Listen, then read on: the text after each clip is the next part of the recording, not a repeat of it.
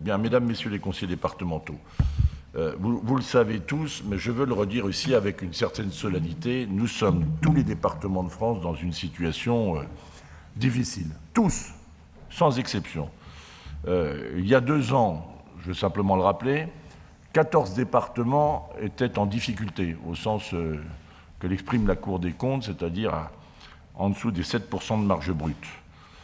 Fin 2024, il y en avait 30.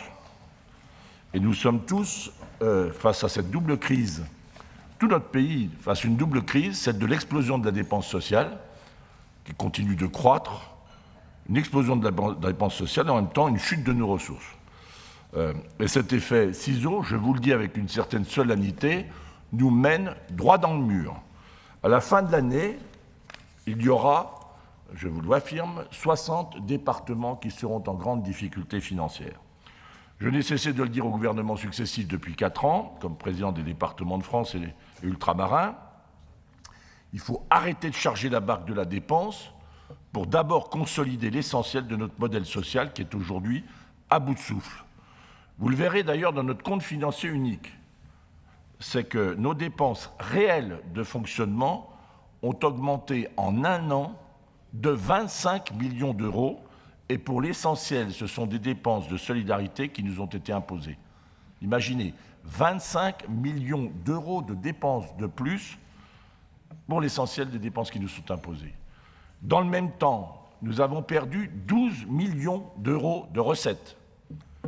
Eh bien, je vous le dis, ce n'est pas une situation tenable. Et je vais être très clair avec vous, comme je l'ai été, mes chers collègues, comme je l'ai été avec nos agents, lors de la remise des médailles d'honneur communales, départementales et régionales, je n'ai pas l'intention de me voir contraint en fin d'année de vous proposer des coupes franches ou un plan social, comme ça a été le cas dans le département de Haute-Garonne, pourtant dirigé par des socialistes. Alors, je vous l'ai dit pendant l'examen de notre budget primitif, ce que nous devons emprunter, c'est un chemin de responsabilité. Un chemin de responsabilité et de confiance. Alors oui, nous continuerons d'examiner chaque renouvellement de poste en interne avec nos agents, et nous le ferons avec nos agents pour rechercher toutes les voies d'efficience en utilisant les moyens du numérique, de l'intelligence artificielle. Et notre objectif, c'est de veiller à la suppression des tâches administratives inutiles, il y en a, des tâches répétitives et fastidieuses pour se concentrer sur l'essentiel. D'ailleurs, à dire vrai, je rêverais que l'État procède de la même manière pour son fonctionnement au plan national. Et puis cette année, vous l'observerez, il n'y a pas à proprement parler de budget supplémentaire, c'est-à-dire qu'il n'y a pas de dépenses réellement nouvelles, à l'exception d'une seule. Ce sont les moyens que nous allons consacrer à notre data center pour maîtriser nos données et nous inscrire dans cette protection de nos données, éviter les attaques. Vous savez qu'il y a plusieurs départements qui se sont retrouvés en difficulté, parfois l'un d'entre eux avec écran noir.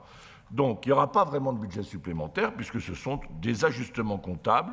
Je l'avais dit depuis le début lors du budget primitif, nous devons rester dans l'épure du budget primitif. Et je l'ai dit, j'ai entendu que certains faisaient référence aux réunions publiques. Je l'ai dit dans toutes mes réunions cantonales que j'ai faites, j'en ai fait à ce jour, je crois, 15. Nous devons tenir un discours de vérité. Ce discours de vérité, et je le dis à l'opposition que je lis attentivement, contrairement à ce que laisse entendre l'opposition, il n'y a pas de trésor caché ou de ressources tombées du ciel. Il n'y en a pas. Un chiffre ne trompe pas, malgré la maîtrise de nos dépenses et les économies de 10 millions d'euros. Écoutez-moi bien, notre marge brute a été réduite de moitié. On est à moins de 6%. Et on a aujourd'hui de marge brute en Côte d'Or, et on va atteindre des seuils d'alerte fixés par la Cour des comptes. Donc, si ça continue comme ça, on tendra vers zéro en 2026. Les choses sont claires. Alors, sur les ressources, là aussi, il faut tenir un discours de vérité. La TVA, elle est gelée. La DGF, le gouvernement nous l'a gelée aussi. Ça veut dire que c'est 40% de notre budget qui est gelé de nos ressources. Le produit de la taxe sur les conventions d'assurance, il a progressé, mais il est bien loin de compenser la perte des DMTO que nous avons enregistrée. Et même lorsqu'on y ajoute les 0,5 points que nous avons votés de majoration de droit de mutation, d'ailleurs, je le rappelle, les primo-accédants étant exonérés, on ne sait pas très bien d'ailleurs quel est le nombre de primo-accédants qui sont concernés qui ne seront pas concernés par cette hausse, même cela, on ne retrouve pas le niveau, M. Avena, on ne retrouve pas le niveau des DMTO de 2019, il y a 6 ans. Donc il ne faut pas laisser croire, parce que c'est un mensonge de laisser croire qu'on dirait des ressources cachées, qu'il y aurait de l'argent dans les départements de France. D'ailleurs, même vos collègues du groupe socialiste disent la même chose que ce que je dis à cette tribune. La même chose. Alors, on a tout fait pour dégager des marges de manœuvre, je vous le rappelle, sur l'énergie, sur le bâtimentaire, et on a travaillé notamment sur des projets vertueux, la construction d'osmose, le réaménagement de la cité Henri Berger, la nouvelle maison départementale de Beaune, pour réorganiser nos services tout en maintenant la présence territoriale, et ça, nous la maintiendrons. Mais je vous l'ai dit, on ne pourra plus accepter aucune dépense nouvelle imposée par l'État qui ne soit pas financée par lui-même. C'est la position qui a été prise par les départements de France. Dans cet esprit, il y a un rapport que je vous présente aujourd'hui. Nous ne financerons pas la nouvelle revalorisation du RSA à la CAF, 1,7%, nous ne la financerons pas, comme la plupart des départements français, de droite ou de gauche, et il appartiendra à la CAF d'aller jouer sur sa trésorerie pour la verser aux personnes, parce que cette décision de revalorisation du RSA non compensée a été prise sans la moindre concertation. Alors, évidemment, qu'en responsabilité, je vous le dis mes chers collègues, je vais inscrire cette somme en provision. On ne va pas se mettre en difficulté, mais nous ne la verserons pas aux caisses d'allocations familiales tant que nous n'arriverons pas à un accord clair avec le gouvernement pour la compensation de 50% de nos allocations individuelles de solidarité. La solidarité et son évolution ne peut pas reposer pour plus de la moitié sur les seules épaules de chacun des départements. Et je prends aussi mes responsabilités, je vous le dis, je prends mes responsabilités en matière de restauration scolaire. Et là, je vais être extrêmement précis parce que je lis beaucoup de choses fausses. Je vous avais proposé de fixer le tarif des repas à 2 € pendant la crise de la Covid. C'est un des tarifs qui était le plus bas, un des plus bas, si ce n'est le plus bas de France.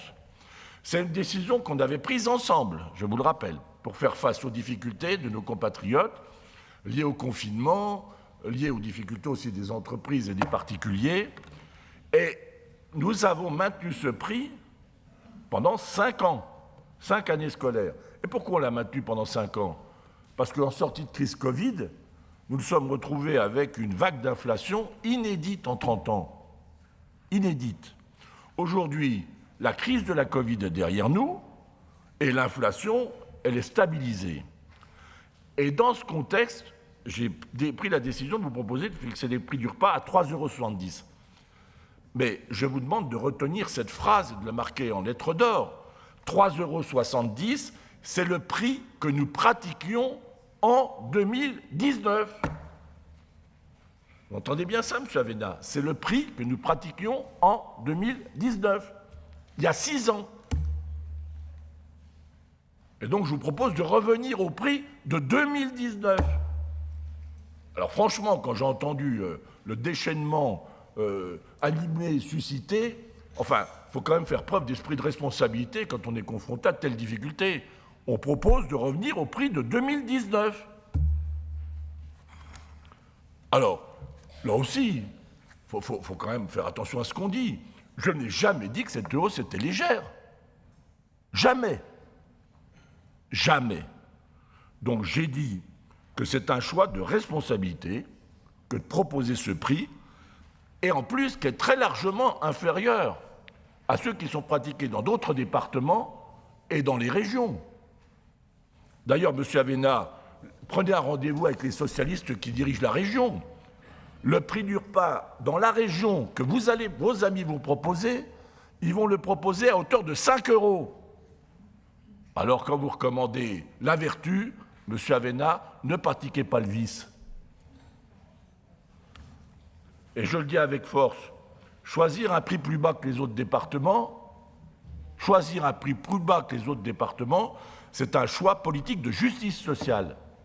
Et je le redis ici, face à toutes les démagogies, quand on cherche à faire peur, aucun enfant ne se retrouvera à la porte du restaurant scolaire au motif que ses parents ne pourraient pas y faire face. Aucun. J'en ai pris l'engagement avant, j'en prends l'engagement aujourd'hui encore. Et donc, la démagogie qui consiste à dire que nous ne serions pas en contact avec les réalités, franchement, je renvoie chacun à ses propres responsabilités de ses déclarations dans les temps qu'on traverse. Et je vais vous dire une chose, M. Avena, la démagogie, vous savez, c'est la meilleure compagne des populismes, la meilleure compagne. Et puis je rappelle à tous que la prestation du prix repas, dans le département, elle nous coûte plus de 10 €. Donc la différence, c'est la collectivité qui l'assume. Alors, ça c'est pour le prix du repas. Donc franchement, arrêtons. Quand je vois que même dans la Nièvre que vous citez en exemple, le prix du repas est à 4,05 €, il va augmenter encore la prochaine fois. Supérieur de 30 centimes, imaginez, supérieur de 30 centimes à ce que nous pratiquons ici. Enfin, il faut être sérieux. Alors il y a un débat politique, en revanche, qui n'est pas un débat anecdotique. C'est celui du tarif progressif du prix des repas en fonction des revenus. Bien. D'abord, M. Avena, prenez vite contact avec le groupe de gauche des départements de France. Il n'y a pas, ou très peu, de départements qui pratiquent le prix différencié en France. Pas plus que pour les régions, qu'elles soient de droite ou de gauche. Après ça, il y a un problème de fond. D'ailleurs, si les autres collectivités pratiquent ce prix progressif, il y a un choix politique, mais c'est aussi un choix qui est imposé par la CAF, la Caisse d'allocation familiale, c'est tout. Donc, il n'y a pas de dichotomie dans le jugement. Donc, 80% et la quasi-totalité des régions françaises, y compris la région Bourgogne-Franche-Comté, socialiste, ne pratiquent pas le prix progressif. Alors, qu'est-ce qu'ils font, vos amis ? Il faudra mettre de l'ordre dans vos concepts. Et donc, je m'interroge vraiment beaucoup sur la cohérence de vos propositions de tarifs progressifs quand ceux-là même qui la réclament ne l'appliquent pas dans les départements et les régions dont ils ont la responsabilité. Bon, et puis, comme je vous dis, ne parlez pas des communes parce que c'est la caisse d'allocation familiale qui l'impose. Et le prix du repas en Côte d'Or, je le redis, sera le même pour tous, inférieur à tout ce qui est pratiqué dans notre environnement.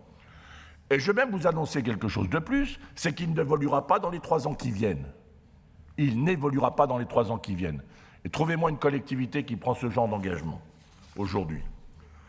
Parce que, en même temps, et pourquoi on doit faire face à cette réalité, c'est qu'en même temps, on a une responsabilité majeure, je le dis, c'est de continuer à répondre aux enjeux du futur, se préparer au choc de l'intelligence artificielle qui va arriver et que nous ne pouvons pas abandonner à la sphère privée. Je le dis à tous, que l'IA, que nous ne pouvons pas abandonner à la sphère privée, il faut qu'on continue d'investir dans ces domaines.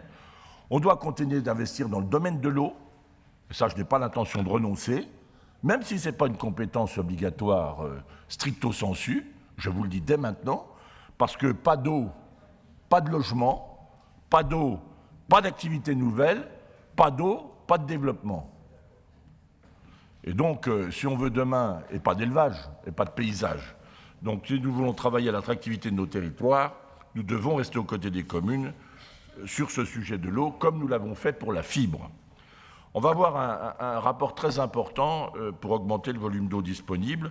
Vous savez qu'on a mené un travail très constructif avec VNF. Je me suis opposé avec mes collègues à la fermeture du canal de Bourgogne entre Lyon et Dijon. Nous allons travailler maintenant pour éviter tout conflit d'usage. Voilà, donc on va travailler, on va investir d'ailleurs pour remonter les niveaux du barrage, pour restocker davantage d'eau.